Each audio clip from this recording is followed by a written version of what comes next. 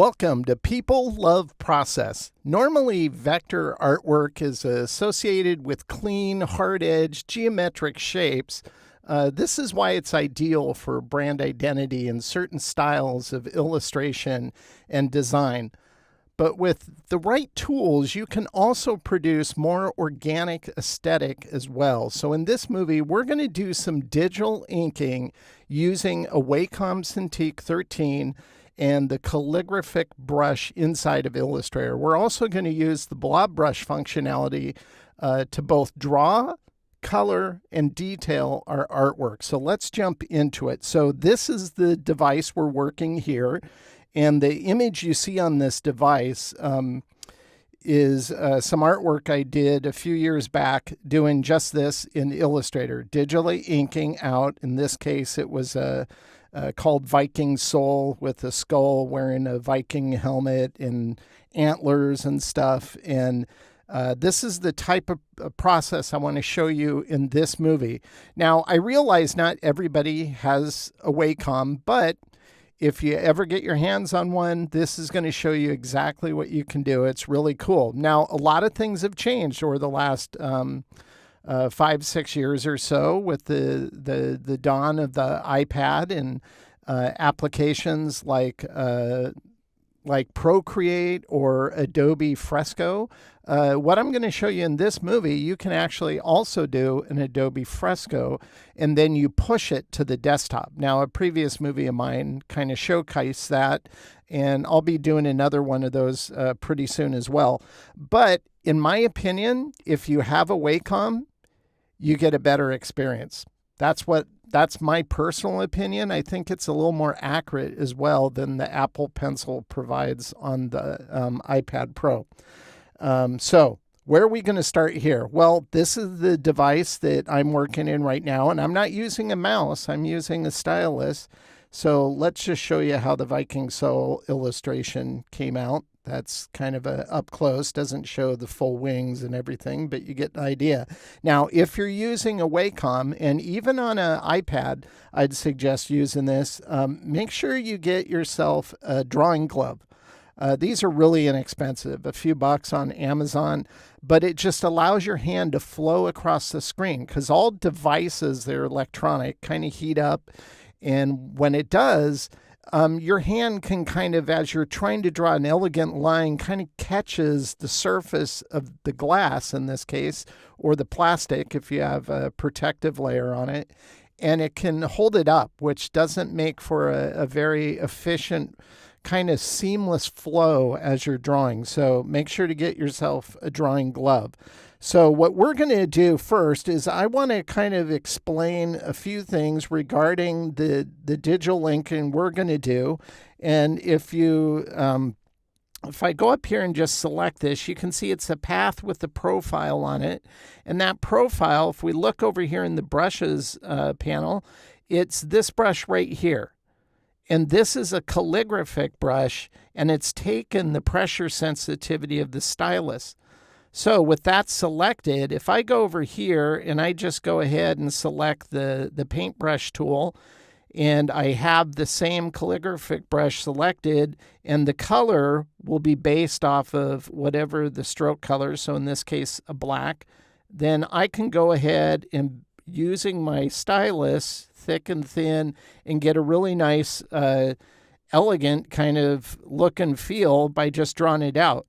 Now, using the paintbrush tool, it's going to basically map a profile to this path. So if we go to keyline view, you can see it's just a path, and that profile is being mapped to it much in the same way if you have just a regular line stroke and you go up here and you pull down on these built-in kind of profiles that you can select, whether it's tapering or this, and it'll apply it to the path. It's the same technology. It's all that's controlling it as you draw it out is the pressure sensitivity.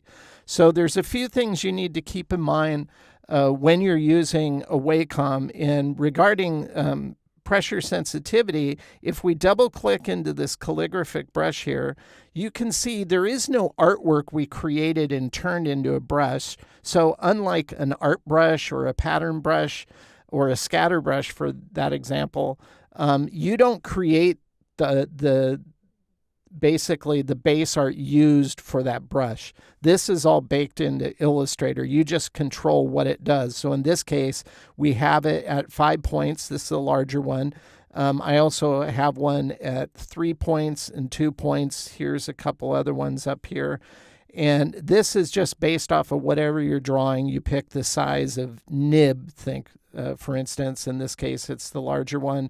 If I wanted to draw a little smaller content, maybe I'm zoomed in on something, I might use the 3-point or the 2-point nib brush that I've selected. But I've selected pressure under here because we're using a stylus.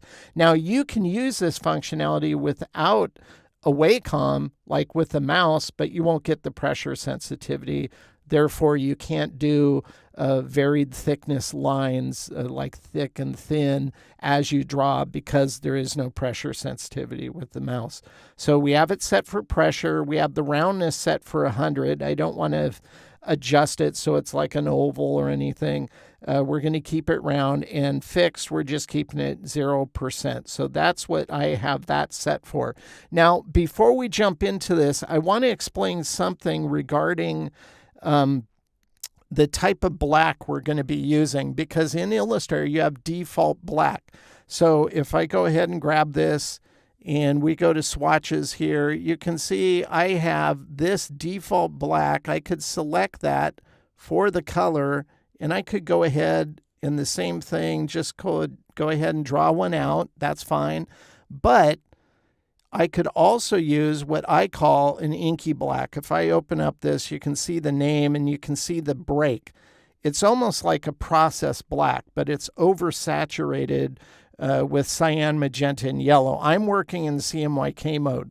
The reason why I'm showing you this is I created an entire brush set about, 7 years ago, art brushes for a company called Retro Supply Company. And I use the default black. And come to find out, it's not a true RGB black. So those people who bought it that do their work in RGB mode, it comes out looking like a tint of that color. And that's what you don't want. So if you're creating art brushes, you'll want to use the kind of black I'm talking here. And I'm going to show you why. I prefer working in CMYK mode. That's why I created an inky black. And I'm going to explain what exactly I mean by that. So let's go ahead and hit cancel. And we have the inky black selected. Let's go to color. So you can see it says inky black. You can see it's CMYK here. But if I go ahead and tap on this, you can see the break again. But let's say I change to an RGB. Notice how it's an RGB black. That's why I use an inky black. It's equivalent and will convert over to RGB and remain completely black and not look like a tint of a color. Now, if I go to swatches here and select the regular black, so now we have regular black, I click on color, you can see that this, let's actually, just so you can see it change on your own, let's go here. Here's regular black. No cyan, magenta, and yellow, 100% black, but as soon as I change this to RGB, notice it's not all the way to the left. So it's like a tint of black if you use it in context of RGB. So make yourself an inky black. You can just go ahead, and if you get access to the exercise files for this movie, you can just, or take a screenshot as you're watching this, and you can write that down. Then that way you have the correct black to use. So don't make the mistake I did, especially in context of making art brushes. It doesn't so much matter for, in terms of the brush itself with a calligraphic brush that we're using here, but it will matter when you convert your file. Your black won't be true black. It'll be like a dark tint. So I just want to point that out. So what we're going to do here is I have just a rough little doodle I drew out really quick here, and I just want to demonstrate how this whole process started for me. I was just playing around with the Wacom years ago, just for no other reason than seeing, well, how could I use this? So we're going to go up here, and I'm going to select the Blob brush because I don't want to even though aesthetically it'll look the same, I want to stick with the blob brush here. But first, let's go ahead and zoom in a little bit so you can see this a little bigger. And we'll go to the blob brush. So we have the brush selected, we have the color loaded, and you want to make sure you're on the right layer. We're on the right layer here. And so all I'm going to do is I'm just going to start kind of inking out what I want to create here. And the thing I like about using the Wacom is I can get really organic with my line work. Now, yes, Wacom like this has touch capabilities, but with Illustrator, it really doesn't work that well. So I disabled that actively because it just doesn't work very good. It's kind of wonky. So I'm just going to go in here. So this is kind of how this process started, is I just decided, well, I'm going to create like a face or whatever. So I just started inking this out. We'll go ahead and zoom out a little bit like this. And I'll go in here and I'll add a funky nose. Kind of like that. Maybe we put some creases on it. So you can see it's very organic. It doesn't look like vector art by default because it's imperfect. And that's kind of the beauty of working in this style, is it's really forgiving. I put an eye here, kind of like that. If you don't like it, just Command Z.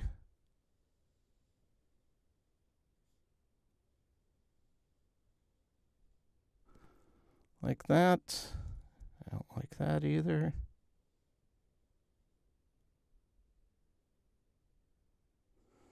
Like that. So that's all I'm doing here. Maybe we give them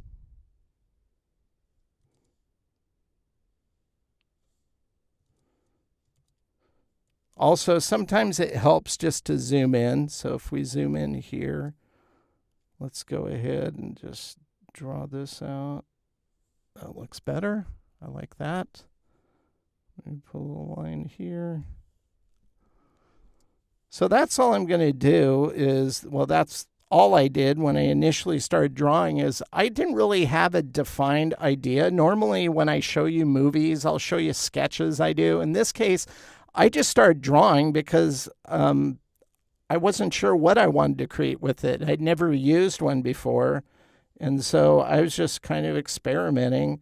This is where I'll go in on areas like that just to add a little bit of shading. So just to transition, kind of like this. And by the way, all these areas now, whenever I lift the pen up and then retouch the screen, if I don't lift the pen up, it stays its own line. But notice these are separate shapes. So if I go to keyline view, this is what you're going to have. Now, if you're coloring something, or in this case, inking, if I go here, let's say I go like this and I haven't lifted my pen up and I stop, well, this is just going to be one shape like that. It has an anchor in the middle, but we don't need that. He doesn't have a mole like that. So let's go ahead and zoom out here like that. So that's all I did, is I just started inking like that. But that's how the inking works. Now this I'm just cranking out really fast. I tend to kind of hyper focus on things, but it's not hard. The nice thing about inking in Illustrator with the Wacom is it works. I just like how you can just go really fat and you can go really thin. So it's just really cool. All the controls and the kind of the styling you can get as you're using this to ink out your artwork. Let's give him one more eye just so.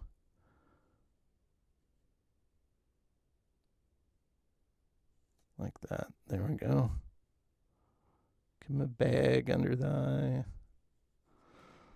Like that. He's kind of, I feel sorry for him. Doesn't have a mouth. Okay, we'll give him a mouth just so.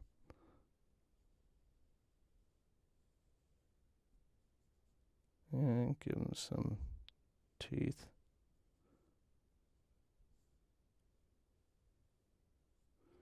There we go.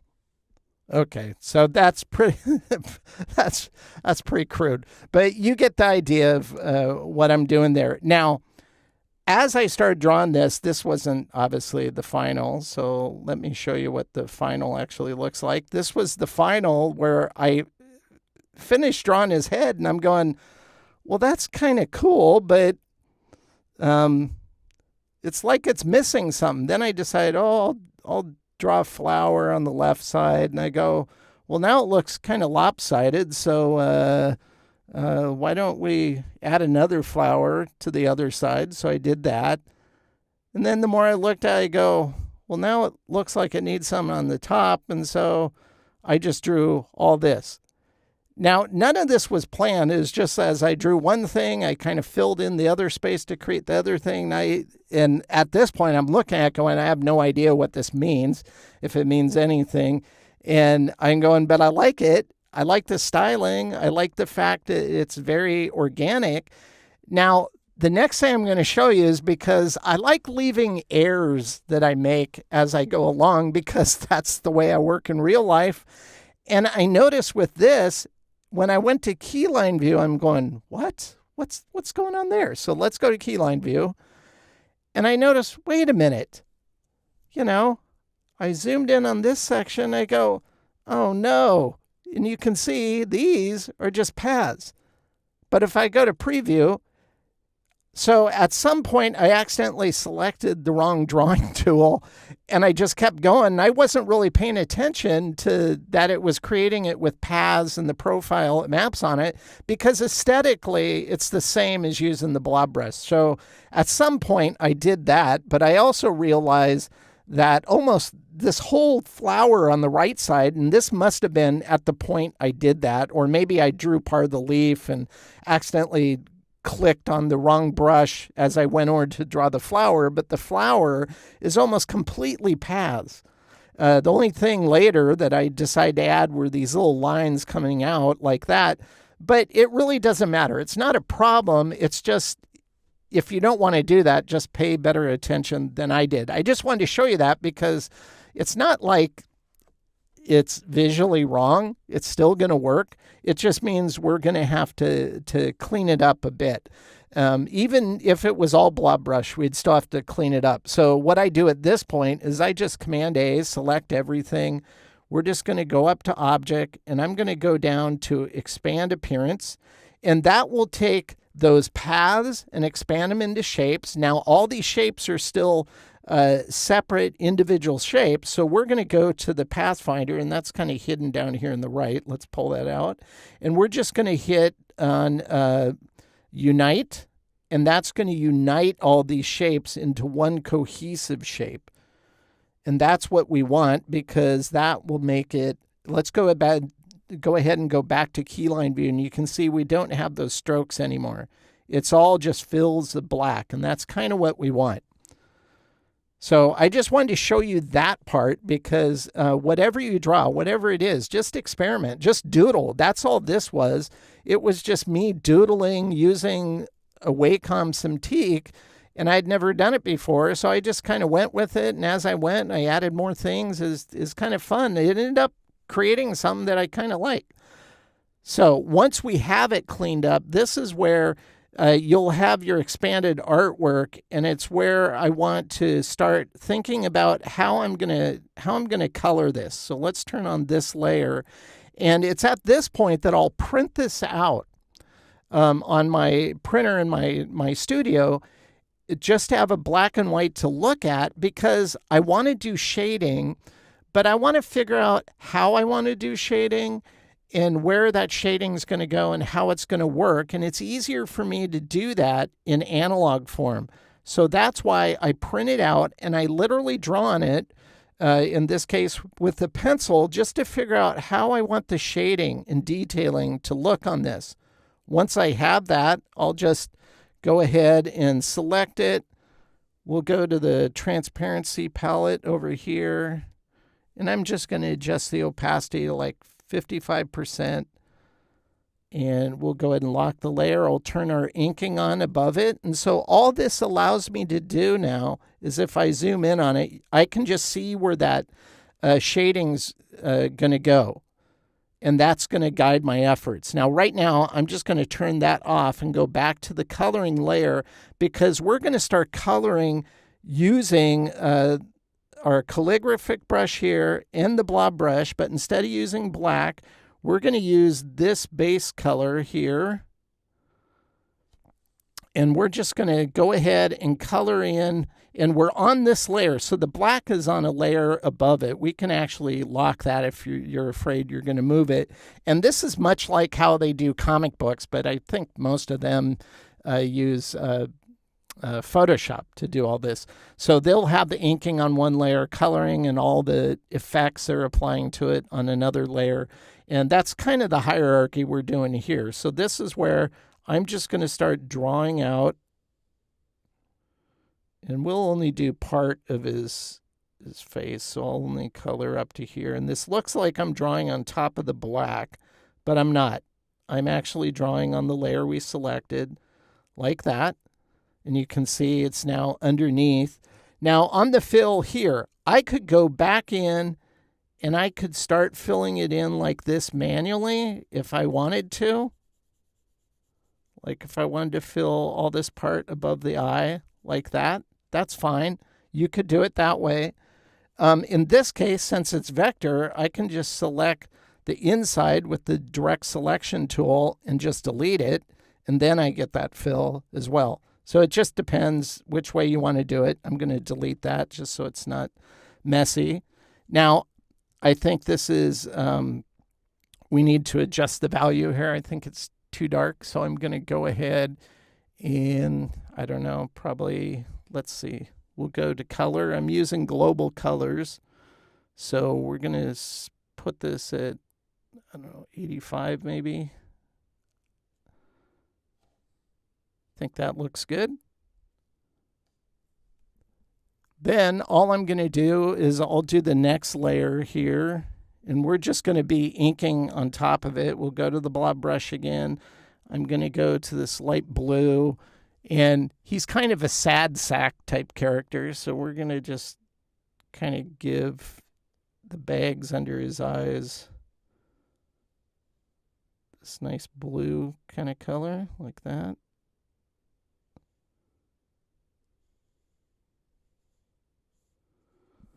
Like that. And again, I would just direct select these interior shapes and just delete them.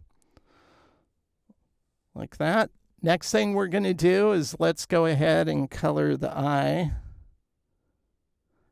Now the eye itself, I'm going to use yellow, but it won't be full value yellow. That'd look like he has jaundice. This was where we're going to, this is another thing you can do as you're using a brush is right now we can go to the, let's see, we'll go to color, and right now it's 85% still. We're going to go all the way down to like 10. So it's just 10% value of this CMYK break. And it will remember that setting, so we can go in here and we can just go ahead and fill the area of the eye. And because this is a smaller area, I will go ahead and just kind of fill it all in like that. We can select the next color I want to do. We want to color the inside of his eye. So I'll color it green.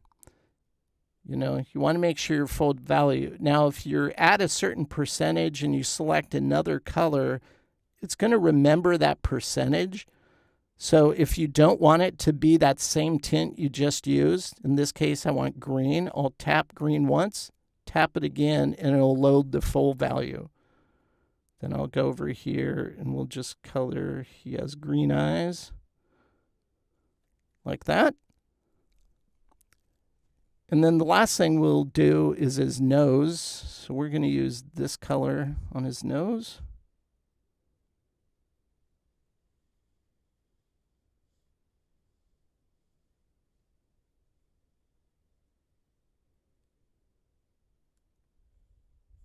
Like that.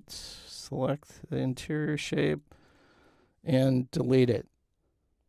Now, to do some of the detailing, let's go ahead and focus on the first color we did, which is the base color for his skin tone. And you can see we use this 85% of this color here. Now we're going to use this as a shading value. And actually, we don't want it in the fill. We want it in the stroke like that. Grab the blob brush. And this is where you might want to zoom in just to get a little better control. So we might also go to a smaller nib here, like that. And we're going to be using that color. That's usually what I do when I'm working like this. I'm not sure about something, I'll go up here and just try it like this. And so, and I usually put a layer in my files so I can toggle it on and off. It's almost like when you're painting and on the edge of your canvas, I'd always test color mixes back in the day when I was in art school. Boy, I haven't mixed paint like that for an illustration like way long time. Okay, so what we're going to do here is we're just going to go ahead and add some shadings. So I'm going to go here.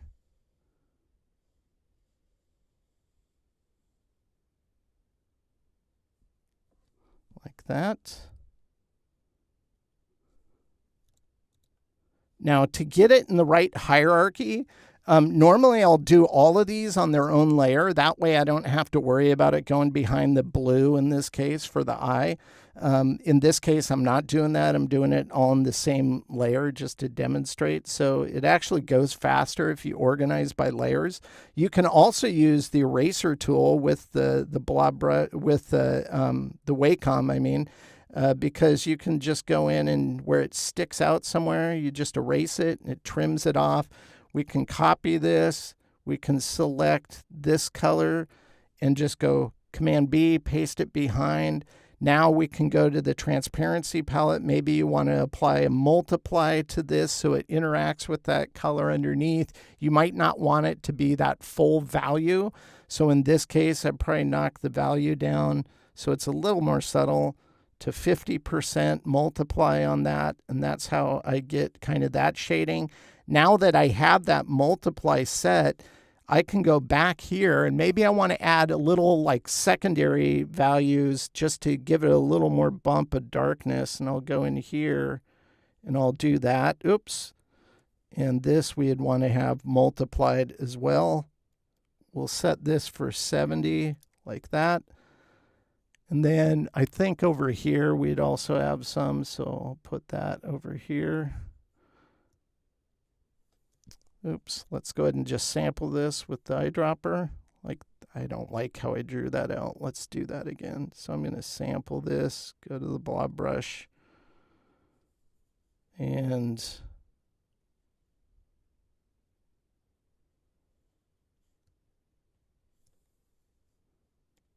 go multiply. I think we had 70 like that. And again, it's sticking out over here. So again, just go to the eraser tool. It'll look like you're erasing everything, but you're not.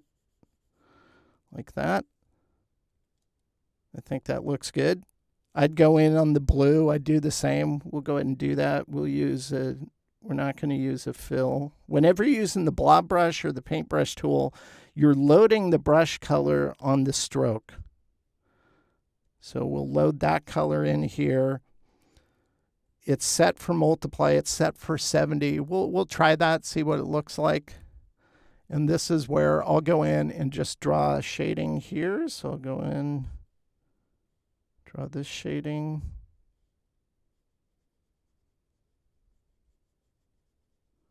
Like that. Not sure why it used, oh, oops. Okay, well, here's a screw up.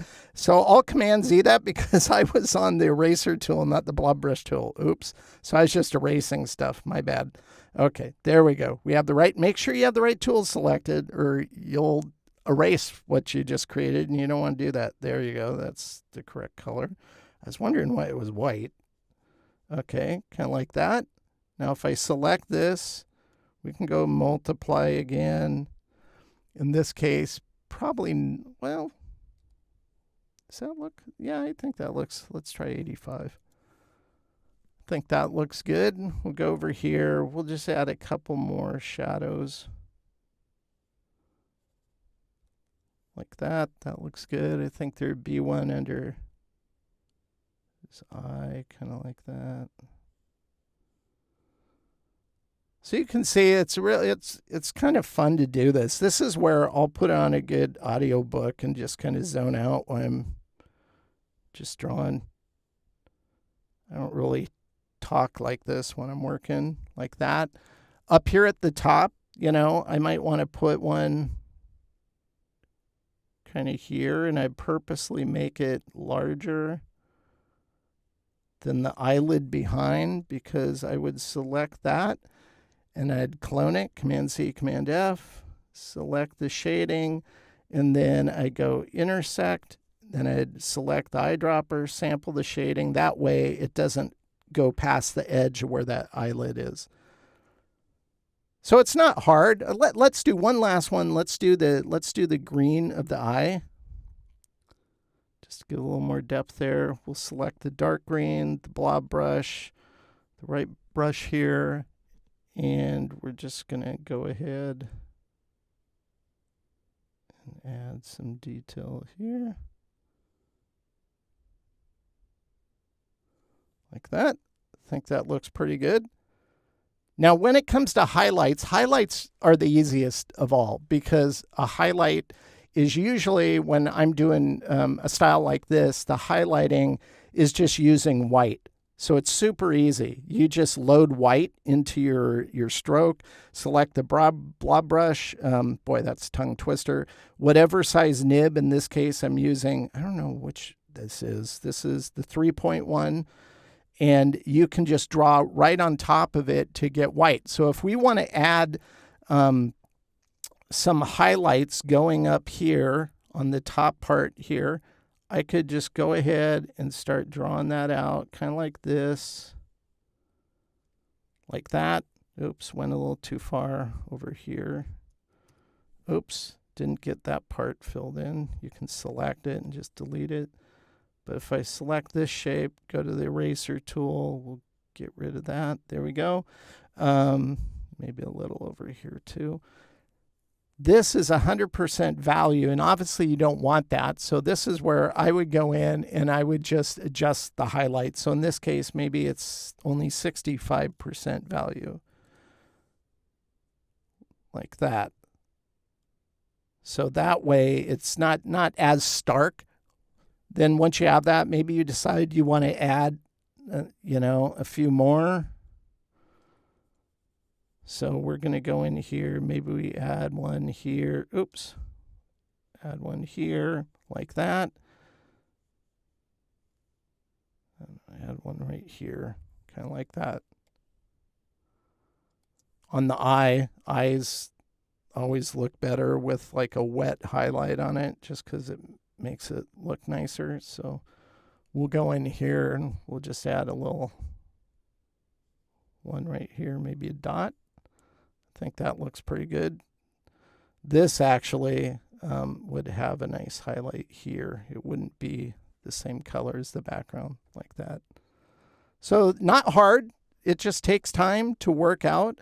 If you just think in stages, you have your base art, you have your shading. Those are more darker hues. You have your highlights. And I would, of course, put highlighting in the eyes, etc. So let's go ahead and zoom out, because I want to walk you through some other details. And once again, if you figure out your shading ahead of time by drawing it out, that's going to help you figure out how to go ahead and manually draw it. You can just follow your sketch in this case. So here, this was all the base colors as shown in this artwork. And then I drew the eyes base colors on their own layers, the mouth base colors on its own layer, and then all the shading. If I just turn it on, this just shows with the head shading and without the head shading. So flat But look at how much interest this puts into everything. It's just a lot of fun doing this, especially as you go in and in the case of his nose, I put these kind of pock marks on his nose, and I just think that kind of added to it as well. So you'll think up other things you can do. Obviously, we did all the air content. We have the bee flying up here, the leaves, we have the left flower, the right flower, and of course the crown. So that was a lot of fun. Now the highlights. So if I turn on the highlights, here's everything with the flat colors and shading in place. Other than the eyes, you don't see any highlights at this point. If I turn on the highlights here, so with highlights, and then if I turn off without. So it does add a lot. But there's one more highlight I want to make. And this is kind of a fun thing to do. So I was thinking as I usually set things aside, come back to it later and figure out, is there anything else I want to do? And when I did that here, I thought, you know what? I think I'm going to try something. So I just created a shape kind of like this, like that. And again, all you have to do is select the interior. We don't need that. And just delete it. I'm going to select this, and all I'm going to do is I'm going to go to my gradients panel, and I'm going to click a linear gradient like that. Oops, don't want it on the stroke. I want it on the fill like that. But I don't want it to blend from black to white. I want it to actually be white here and then blend to a 0 alpha like that. So what you see here, we want to adjust the orientation. So this is where I would rotate it like this. And then I would position it down here and extend this kind of like that. And we're creating an overlap that's going to, I might even extend that further. Let's see what it looks like if I go a little further like that. Now, the next thing I'm going to do is I'm going to go ahead and go to Effect.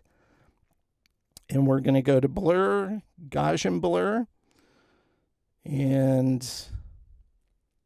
that's pretty good. Let's try 10.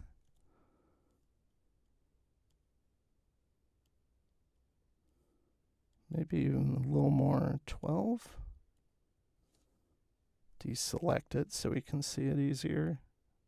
I think that looks good. So I might knock this down by, I don't know, let's try 85.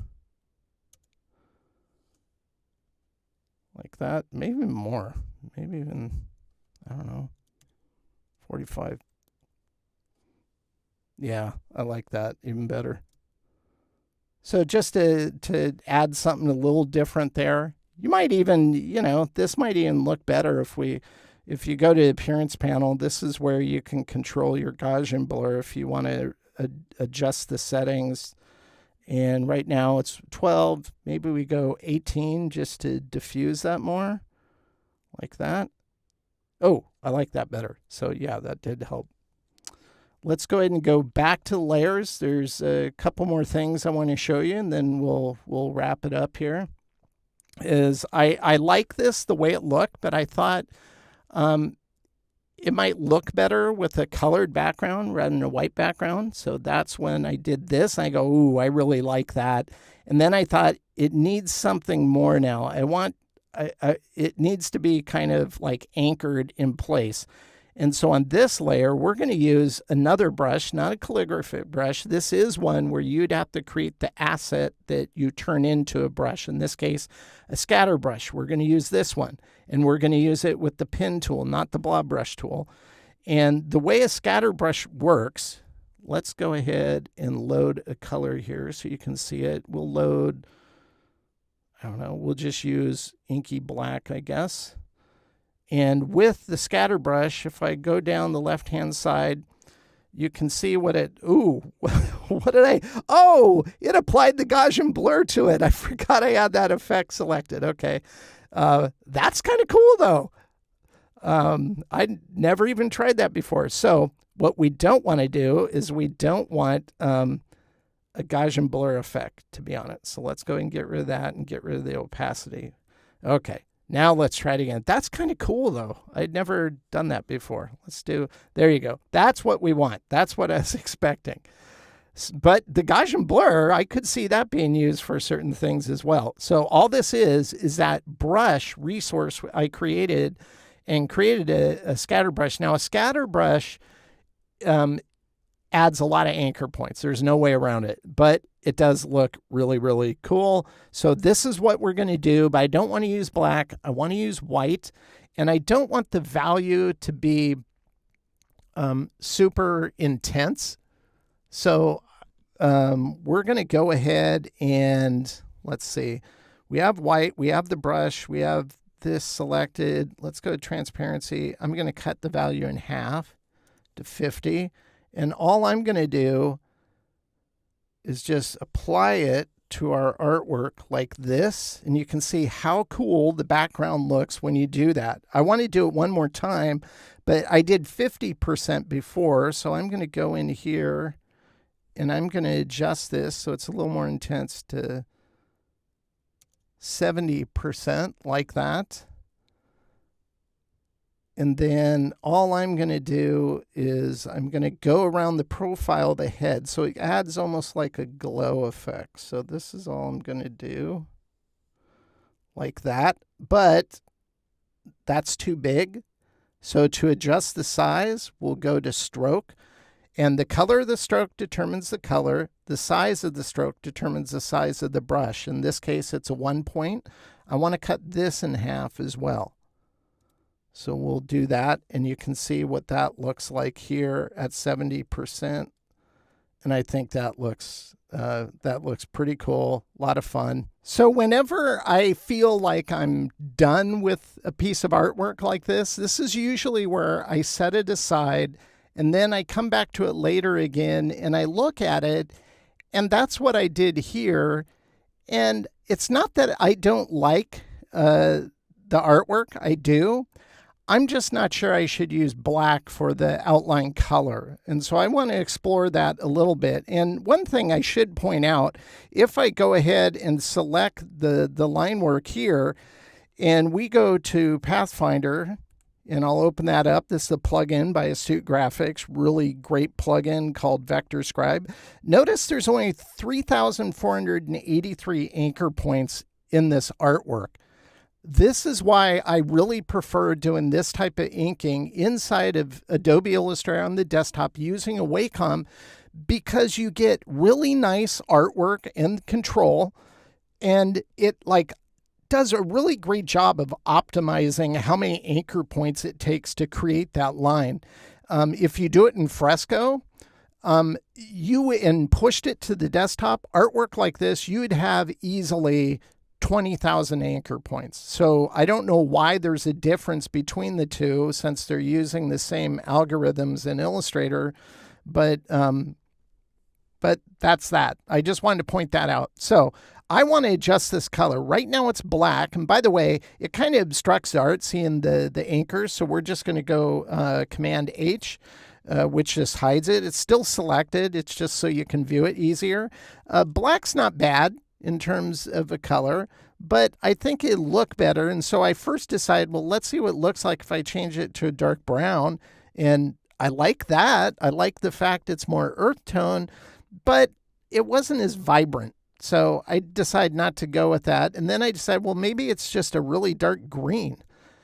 And I kind of like that. But once again, it's a little somewhat anemic. I think it could be a little darker.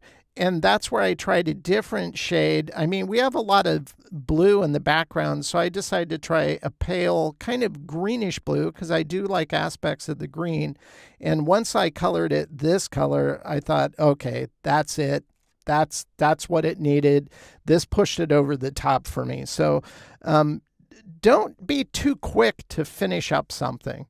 And even if you think you're done, always go back to it later and look at it and see if there's something you might have not noticed previously, because it's really easy to look at something too long and get comfortable with it rather than, being a critic of your own work and trying to art direct yourself to make it even better. So very important skill to develop. So hopefully you found this helpful to your own creative process, that you could put it into place. And even if you don't have a Wacom, with the dawn of the iPad and Procreate and all the apps that come on the iPad, you can find really good deals on Wacom Cintiq tablets on eBay. So go to eBay and check it out, because they're selling them for a lot cheaper many times than the iPad is. And that way you could do everything I showed in this movie. So as I showed in a previous movie, creating Hark the Herry Angel, you can do this type of inking again using Adobe Fresco on the iPad and then push it to AI on the desktop. You'll still have to clean it up like I did this artwork, and I've just noticed that you get a far better result with Wacom, as I showed you with how many anchors are in this artwork. Can you do this type of inking using Illustrator on iPad? Well, you should be able to, but the current state of their Blob brush tool for the iPad app is pretty horrible compared to the same tool on the desktop inside of Illustrator using a Wacom. So that's why I never use that. Until they fix it, I just won't. I'll keep doing it on Fresco if I want to do it on the iPad. So remember, you can access the source file for each movie via the link provided in the description of each movie on PPLLUV Process. And all the resources used in whatever movie you watch are included as well. If you like this movie, then I encourage you to share my YouTube channel with a friend. I'd really appreciate that. And if you have a question, just post it in the comments below the movie it's associated with, and I'll definitely answer those and follow up. I do my best to create content that is both entertaining and informative. So with that said, thank you again for watching PPLLUV Process. I hope this content helps you improve your own creative process.